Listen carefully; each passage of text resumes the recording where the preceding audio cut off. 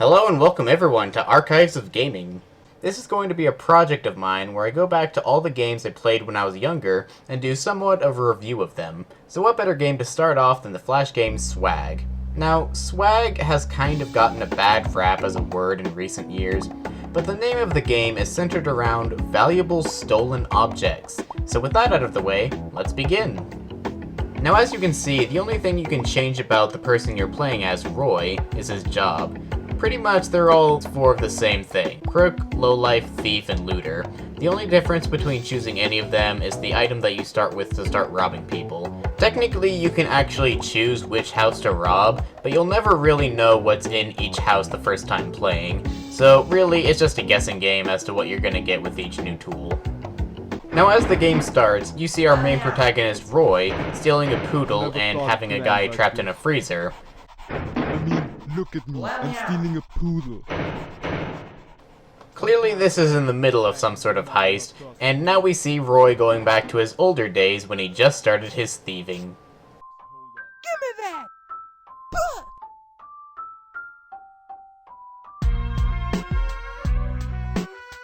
Give me that! He was very successful, as you can see. Well,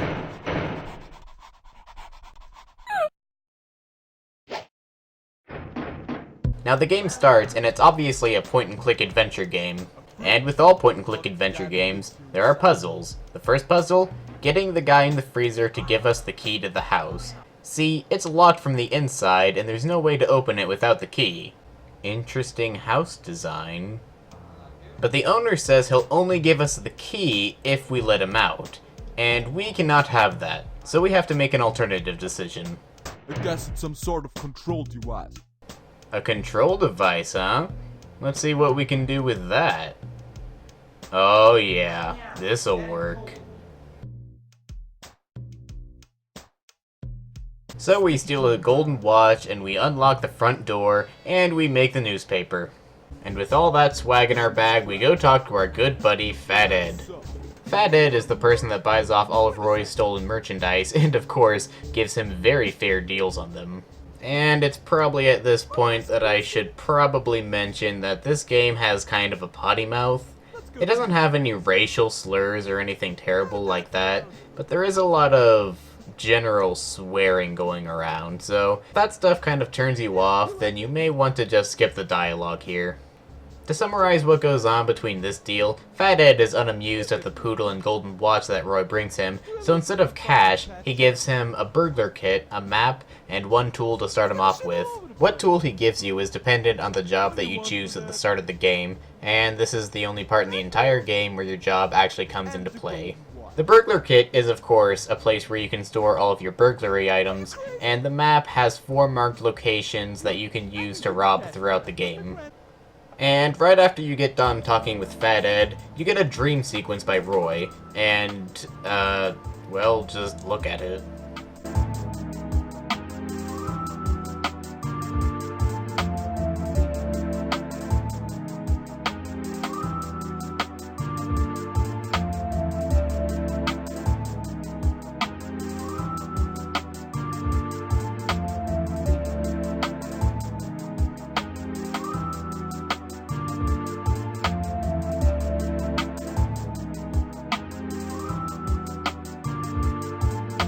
Not the craziest dream I've ever seen, even in video games, but you did get to see a person frozen in electricity and then a gem turn into a dog, which turned out to be droplets of water falling on his face.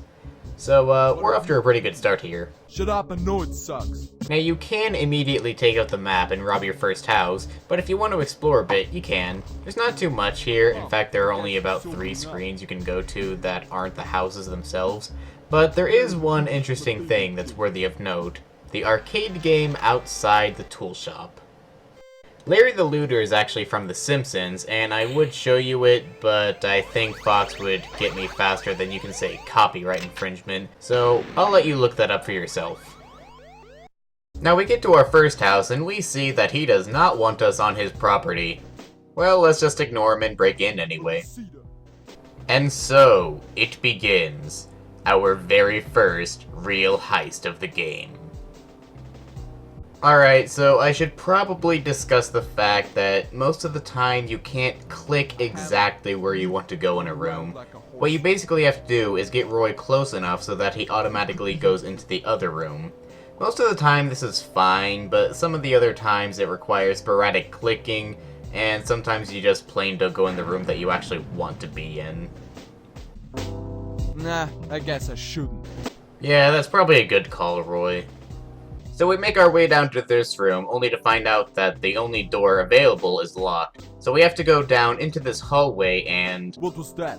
I don't know, Roy. Maybe the owner woke up and started firing shots at people? Let's go find out. But first, let's take some gold medals. After all, they do look As valuable. ugly. Right, sup? What are you doing here, bro? Meet Rufus, Roy's little brother. He's here because he likes to kill people. And that's about his backstory. Now we want to see if he found anything worth of mention, and he can't remember anything. So remember that hammer that we picked up earlier that we totally didn't use to destroy the entire city? Roy? What's wrong with your legs? Roy, are you okay? So Rufus hands us a wedding ring and a key to something. I remember where a locked door is. Do you? So we go into the locked room and... Uh-oh. That doesn't look good. Oh well, we can solve that problem later. Now that we've successfully ignored that problem, we can... It was ugly anyway. Yeah, it was ugly. Now, where was I? Oh yeah. So we get a helmet, a CD player, and a big fat gun. That'll get Fat Ed to fork over some cash. Now, each house essentially has at least one big puzzle that you have to solve. This one being, of course, how the heck do we get past this door? And this is kind of where the ludocracy comes in. Now, most of these puzzles I could solve just by messing around a bit and experimenting here and there, but I'd wager to say that all of them are completely ridiculous in the final answer. First, we need to use that lemon that we got earlier and put it in the blender so we can get lemon juice. Then we have to pick up the box of Purity Bomb. Next, we have to go over into the other room that has a can in it. We have to pour the lemon juice and the Purity Bomb inside of it, and now we have a homemade bomb. But no, that's not good enough to get past the door. Next, we have to open the strange metal container so we can chew an hour's worth of gum, so we can get a giant gumball so we can stick the bomb to the gumball on the wall and we can blow up the door. And that's how you solve the main puzzle of this house. So we cheese it with all that swag, and, well, this is a review, isn't it? I mean, so far it's sort of been a walkthrough, but I just wanted to give you a sort of feel for how the puzzles tend to work in this game, and the general direction that it tends to go in. So from here on out, I'll probably be looking at more of the aspects of the game, as opposed to just telling you how to beat each level. So Fat Ed says that the gun is too fat, and the other stuff that we collected is pure junk, so he gives us $50 just to leave. That's a pretty good deal to me. So now we go over to Tool Guy Ted. Ted is going to be the person that you go to buy new tools so you can break into people's houses. Luckily, he has an array of such tools, which include a lockpick and a hook and rope. I'm sure those are perfectly legal to sell. I chose the hook and rope so that we can get to the balcony of my least favorite level. And luckily, there's no sales tax in this city, and it comes out to exactly $50. Hey, I'm not complaining. So now we head over to our next target, and we see a pool in his backyard. Should we go swimming, Roy? No time. Ah, you're probably right. We have thieving to get done. Alright, so now that we've gotten past the first level to give us a good taste of the game, what's it like for me going back to it? Well, I have to say that it's actually a pretty solid game for being just a flash game that you can play for free on the internet. And so far, I'm really liking it. Although I have to say, it does get annoying at times going between look, use, talk, and take, as opposed to just clicking on something and what you want to happen happens. The music, even though it doesn't change at all throughout each of the levels, is actually pretty good, and perfectly fits with the theme of trying to steal as much as you can while being quiet as possible, even though it's one of those games where it's impossible to lose or get stuck not being able to progress. And I chose this level to talk about all this because nothing really interesting happens in the whole thing. But first I have to mention the bathroom. It serves literally no purpose. It was drawn there for nothing. There is nothing in here. You don't even need to go into it to complete the level. The only thing you can find in here is a phone number that doesn't help you at all. You can use it with the cell phone, but you just get a message saying that you have to call back at another time. Music star G major. Please go back another time. You don't ever call back at another time. You just use another phone number you can find elsewhere. There is no purpose to going into this room. The makers of the game could have just easily put a wall over that door and nothing would have changed at all. It's just a red herring to trick you. Alright, I need to calm down. Let's listen to Roy's pronunciation of violin. Wallin, wallin, wallin, wallin, wallin, Oh, that never gets old. So we take the... wallin. And let's go back to that puzzle I promised you. Alright, so for any aspiring musicians out there, or anyone at all really, please listen carefully to these 4 notes. Can you remember those notes exactly on the... Wallin, and also play them on the piano in the correct order? No? Well, too bad, that's exactly what you have to do. This is the only puzzle in the game where I had to look up help for it, and the help that I found only listed the notes. I had to look up the keys of a piano in order to solve this one, and even then it took me a few tries. The point I'm trying to make here is if you're trying to get me to match notes on one instrument to the other, make them the same instrument, please. Also, there is one more noteworthy thing about this level. Remember how I said earlier you'd have to call someone? Well, you do that, and you order wine. And the wine doesn't get delivered to the house, it gets teleported automatically into your pocket. Yeah, I'm pretty sure that's how that works. We talk to Ed, we give him the stuff, Ed doesn't like it, gives us $50, tells us to leave, we do. Go to Tool Guy Ted, get a crowbar, break into the hippie van, steal the keys, unlock the apartment, go to room 420, start stealing stuff. This should be routine by now, and really it should be. I mean, if we're to believe the flashback from earlier, Roy has been stealing all his life. This is probably what he does every single day. Now, I actually do like this house because the owners are actually inside and alive. This is the only house in the entire game that's like that. And unlike the very beginning of the game where the guy gets frozen to death, these guys actually stay alive at the end. It also has arguably the best artwork, and you should probably expect that from the hippie hut. Also, the puzzle for it could be considered absurd, but I could solve it without consulting a walkthrough, so it can't be the worst one out there. Also, alongside having the owners alive, one of them is actually awake watching television, so we need to get him asleep. So I found some opium and decided to give Shaggy from Scooby-Doo a little sleep medicine. Yeah, that should do the trick. And we go into the kitchen after stealing the TV he was watching, and wow, this is an interesting perspective. It doesn't really mean that much, but it is kind of cool to have a perspective like this in a game. So we find a knife, and, well, we saw a beanbag chair earlier.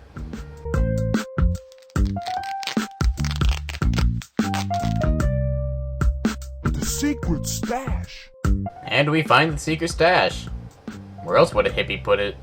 Now, as you can see, there is a solid golden Buddha right underneath that monkey who is guarding it ferociously. So we need to get that monkey to chill out a bit. And what better way to get him to chill than a little Mary J?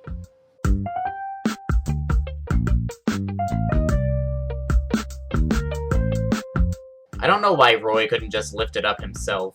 Maybe it's like Thor's hammer and only the monkey can lift the glass. So we try and pawn off the golden Buddha and the goldfish. Roy took a little bit of the secret stash before he got here. And even though the golden Buddha was real gold, Fathead, being the cheapskate that he is, only gives us $50 for it. And we're off to the next house after visiting Tool Guy Ted. This will be our last stop on this journey, so prepare yourself. Now the first thing I noticed was the digital pendulum clock that you see as soon as you enter the house. This is actually in accordance with real time, so whatever your clock is reading, that clock will also read the same thing. It's pointless, but kinda cool. So we go into the kitchen, get some tomato juice, some crackers, and we see one of Roy's witty comments. What a great invention I can see from here that it's empty. Ooh, burn, scientists. That's what you get for inventing stuff. Actually, in real life, I would really want that. That would be so cool. I don't know what that is, but just looking at it freaks me out. Well, I'm sure impossible geometries would go for a good price on the black market, but we do not want Einstein's brain because... Fat Ed would eat me. Yeah, probably a good call, Roy. So we see a safe, but we don't know the combination. Maybe this parrot knows. Let's try and persuade it with some crackers. Well, that didn't work. Let's try other means of interrogation.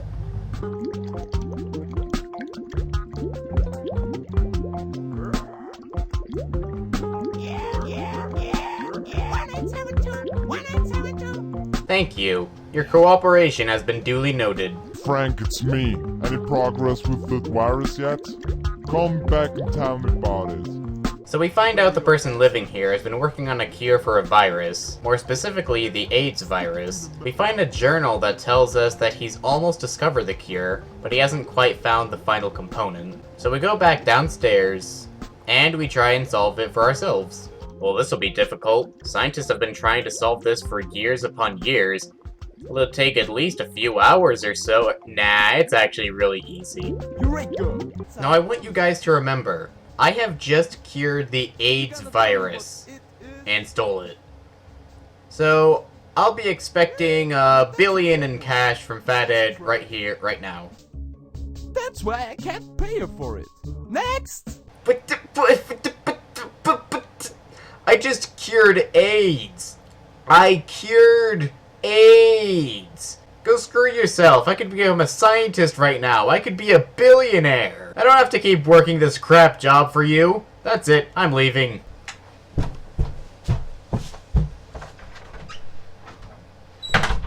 Alright, well, this has been an adventure. So I'll just show you the last cutscene of the game and give you my final thoughts. You Fat Ed, sup? You're right, sup? Hey, Fat Ed! You know this, guys? Relax, just some friends of mine. Some friends owe money, I guess? And that's the game. It doesn't really end, it just stops. Now, as far as I can tell, Roy has never starred in another game before or after this, which is kind of a disappointment. I actually like Roy as a character. He's very devoted to his job, and look at him. He's dressed for the occasion. He never doesn't have his bag out. He's always there, always dressed like that, and I don't think he chose the thieving life. I think the thieving life chose him. I always imagine another game where Roy stars as the main character. Maybe a prequel to this? I don't know. A sequel or prequel would be greatly appreciated. Although, the chances of that seem to be pretty slim. But I do like Roy. I like him as a person. He doesn't complain about his job, even though it's clearly crap. He's always going around with a smile on his face, and I can appreciate that. A lot of people complain about the jobs that they have, but Roy goes into it with a smile every single day, even if he knows he won't get much out of it. I respect Roy, and I wish he was in more media. Well, that's the game. I'm glad you stuck around to the very end. Rate if you want to rate, comment if you want to comment, and subscribe if you want to see videos similar to this one. See ya! Wildin'.